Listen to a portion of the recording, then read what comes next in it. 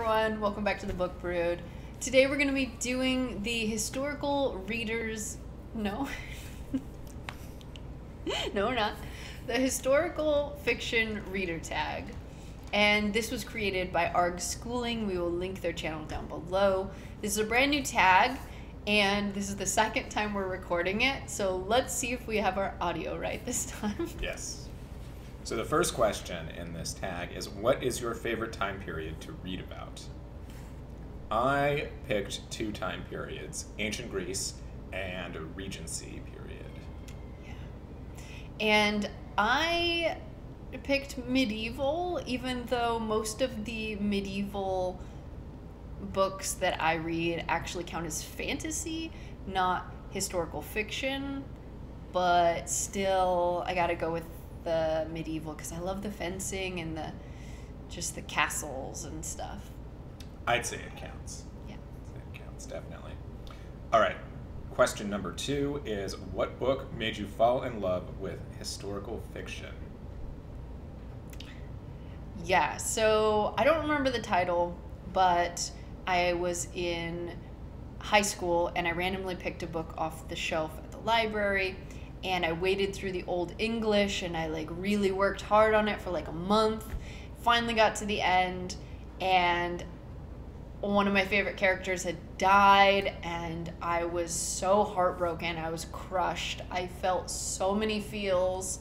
I literally grieved for this character, and that's the strongest emotional turmoil I have felt from a book ever. So that definitely did it. And I laugh at that because I imagine what her mother must have been going through, as in rolling her eyes through this this period while crying about a book while Heidi was heartbroken. Yes. So I picked two to go along with my two favorite time periods, and that is The Odyssey by Homer and Pride and Prejudice by Jane Austen. Very nice. Question number 3. If you could write yourself into any historical fiction novel or visit any time period, what would it be and why? No. Nope. No, thank you. No. As a very outspoken woman, I'm going to say no. I'd like to stay right here. Thank you. Yeah, and I'm not trying to be in the midst of any ancient Greek battles or be leeched for healing and things like that. Yeah, just no thank you there. But, yeah. Question number 4. Have you read a historical fiction novel that was so gripping it sent you on a research deep dive? I haven't so much gone on a deep dive, though I have picked up this book, which is the Jane Austen Handbook, and this is by Margaret C. Sullivan. And this is wonderful to just sit and read certain passages here and there. It's quaint. This is not advice for the modern day. No. This would, imagine if Mrs. Bennet, so Elizabeth Bennet's mother, wrote a book on how to be in society and things like that. And that is pretty much how I picture this. And it is hilarious. Oh my gosh. Yeah. Okay, so what I said for this is actually a trilogy by Kirsten White, and that's the Conqueror's Saga, which the first book is And I Darken. And this is a Vlad the Impaler gender-swapped alternate history. But that's really the only thing that's different. So historically, the feel of it is accurate, and so we've got the Ottoman Empire and the food, the music, the religion, the just being in that time and place.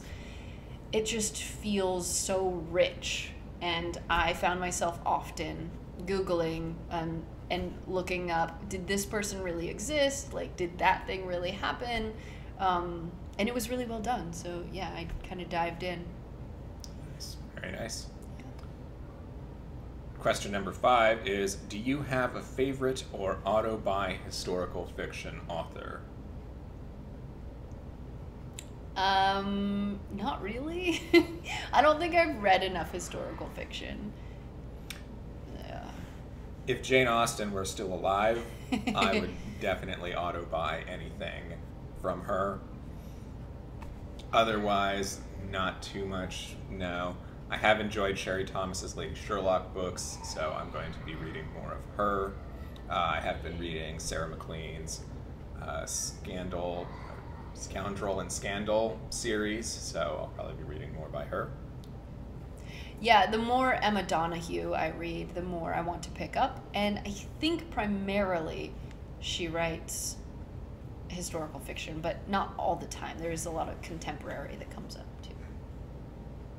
All right, what is your favorite historical fiction movie or television show? I don't remember what I put for this. I said the HBO show Rome. It's pretty old at this point, but I really enjoyed that. It took place during the Julius Caesar, Mark Antony, Octavian period of Rome. Obviously, they can't do the whole Roman Empire. It would take a while. That's a lot of storytelling. So I said Call the Midwife.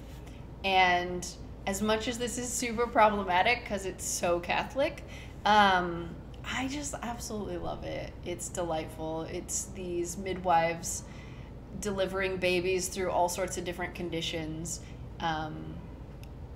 Yeah, in London. It's delightful. Question number 7, and our final question. Historical fiction is often overlooked or underhyped in the BookTube world. What book would you recommend? Sorry. I can't remember who was Okay. going first or not anymore. So I'm going to say The Fair Fight by Anna Freeman. I really enjoyed this one. This is a book about 3 different women and how their stories kind of touch, but it's more about these women coming into their own power. And so we follow 2 women who were born into a brothel, one who becomes a prostitute and one who becomes a bare knuckle boxer. And then there's also a gentle lady who whose life kind of weaves in with the other 2 women. Yeah. I said Persuasion by Jane Austen because I already brought up Pride and Prejudice. Then My Lord Hades, which is a Hades and Persephone romantic retelling.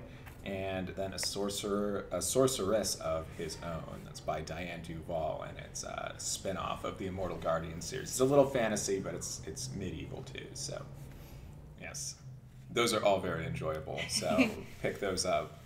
Awesome. Well, I hope you guys do this tag as well. Please link it down below if you do, or just tell us what historical fiction you've enjoyed recently, some of your favorites, and we'll talk to you guys later. Bye. Bye.